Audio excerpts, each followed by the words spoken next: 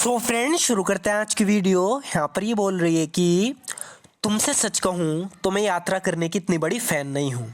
तो यहाँ पर ये किसी से यात्रा पे ले जाना चाह रही है या जाना नहीं चाह रही, कह रही है कि to be honest with you, तुमसे सच कहूँ यानी तुमसे ऑनेस्ट रहूँ, तुमसे सच कहूँ तो to be honest with you. तो जब भी हम किससे कहते हैं कि तुमसे सच कहूँ तो इसीलिए बोलेंगे to be honest with you.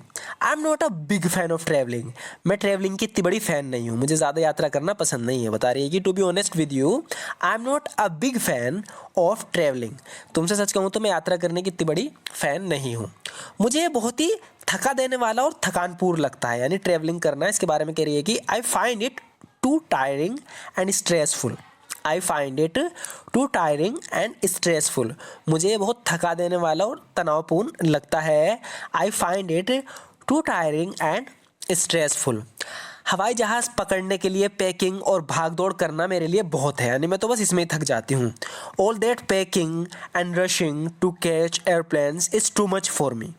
बताना चाह रही है कि जो यात्रा करते हैं उससे पहले जो सारी पैकिंग करनी है, भाग दौड़ करनी है और एयरप्लेन्स यानी हवाई जहाज़, ये जहाज़ पकड़ने हैं, इनमें मैं थक जाती हूँ बुरी तरीके से। तो बता रही है कि all that packing and rushing to catch airplanes is too much for me. मैं तो बस घर पर रहना चाहूँगी। इसे हम इंग्लिश में इस तरीके से कह सकते हैं, I would rather just stay home. कह रही कि वहाँ जाने की, यात्रा पे जाने के बजाय I would rather just stay at home, मैं तो बस घर पे रहना पसंद करूँगी, घर पे रहना चाहूँगी। I would rather just stay at home. मुझे वास्तव में यात्रा करने में कोई दिलचस्पी नहीं है। इसे हम इस तरीके से बोलेंगे, आई am not really interested in travelling. I am not really interested in travelling, यानी मुझे ट्रैवल करने में यानी यात्रा करने में वास्तव में कोई दिलचस्पी नहीं है। जब भी हम इस तरीके से बोलते हैं तो इंग्लिश में बोलेंगे, आई am not really interested in travelling. ये काफ़ी महंगा और इसमें काफ़ी समय लगता है, यानी कि जो ट्रैवलिंग करना है एक तो काफ़ी महंगा होता है और ऊपर से इसमें समय भी बहुत लगता है। It's pretty expensive and takes up a lot of time. तो यहाँ पर हमने एक फ्रेज वर्ब का यूज़ किया है, टेक अप। तो यहाँ पर ये बता रहे हैं कि इट्स प्रीटी एक्सपेंसिव, ये काफ़ी महंगा होता है, and takes up a lot of time, और इसमें काफ़ी समय लगता है, इसीलिए से यात्रा करना पसंद नहीं है। It's pretty expensive and takes up a lot of time, ये काफ़ी महंगा होता है और इसमें काफ़ी समय लगता है। मैं सच में शादी में नहीं जा सकती। तो यहाँ पर ये कहीं शादी में जा रहा था तो इससे कह रहा था कि चलो मेरे साथ, तो इसलिए कह रही है कि I really can't go to the wedding. I really can't go to the wedding, क्योंकि शादी बहुत दूर है, इसे वहाँ तक ट्रेवल नहीं करना है, इसीलिए कह रही है कि I really can't go to the wedding, मैं सच में शादी में नहीं जा सकती। I really can't go to the wedding. बेहतर होगा तुम जैकलीन को साथ ले जाओ। You better take Jacqueline with you. You better take Jacqueline with you, यानी बेहतर होगा कि तुम जैकलीन को साथ ले जाओ। You better take Jacqueline with you.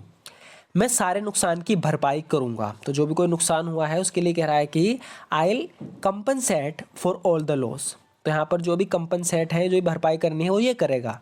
तो यहाँ पर कोई नुकसान हो गया तो ये कह रहा है कि I will compensate for all the loss, यानी सारे नुकसान की भरपाई मैं करूँगा।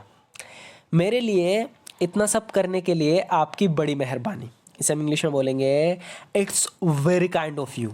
It's very kind of you, ध्यान रखना, बड़ी मेहरबानी, इसके लिए हम बोलेंगे it's very kind of you to do all this for me. It's very kind of you to do all this for me, यानी मेरे लिए इतना सब करने के लिए आपकी बड़ी मेहरबानी। It's very kind of you to do all this for me. काश मैं तुम्हारे लिए कुछ कर सकती। I wish I could do something for you. I wish I could do something for you, कह रही है कि काश मैं तुम्हारे लिए कुछ कर सकती। I wish I could do something for you. तुम्हें तो यहाँ 1 घंटे पहले आ जाना चाहिए था। तो किसी का इंतज़ार कर रही थी, वो बहुत लेट आया, तो उससे कह रही है कि you were suppose to be here an hours ago.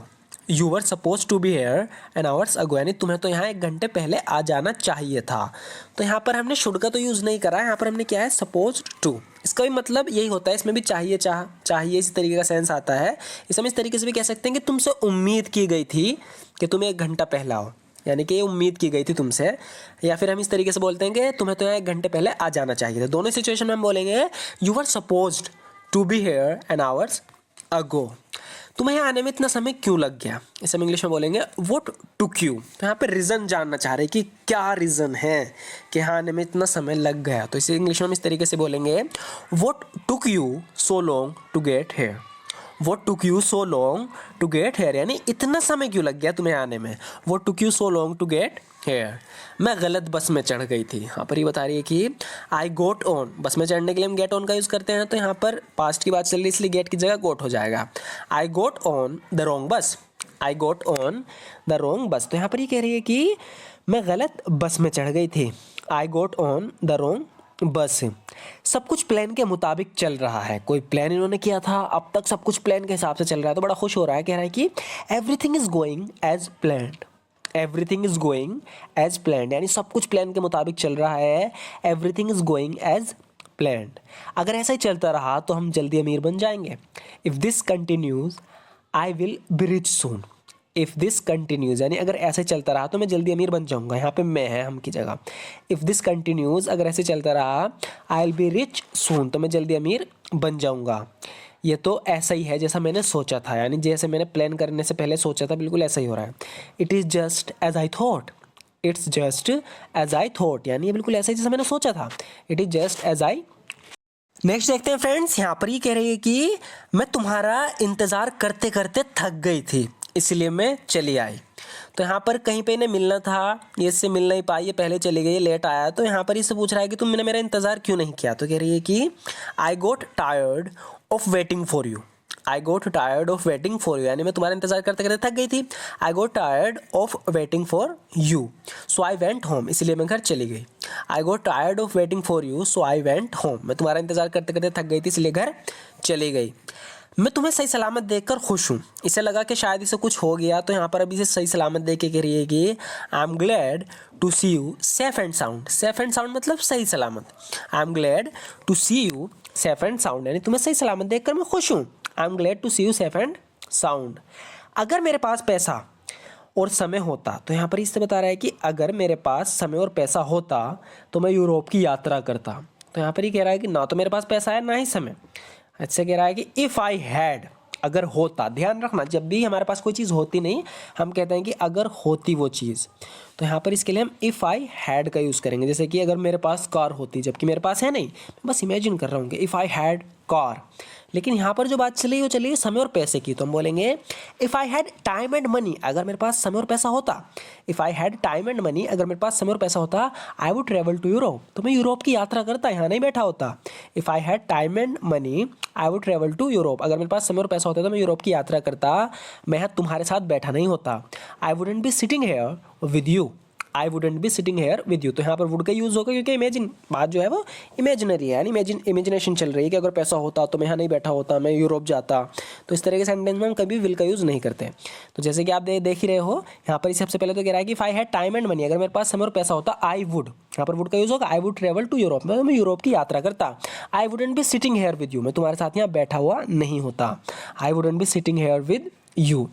So friends आज की वीडियो में बस इतना ही. आपको ये वीडियो कैसी लगी ज़रूर बताना. अगर इस तरीके और भी वीडियोस देखना चाहते हो तो हमारे चैनल को जरूर सब्सक्राइब कर लेना. Thank you so much for watching this video friends.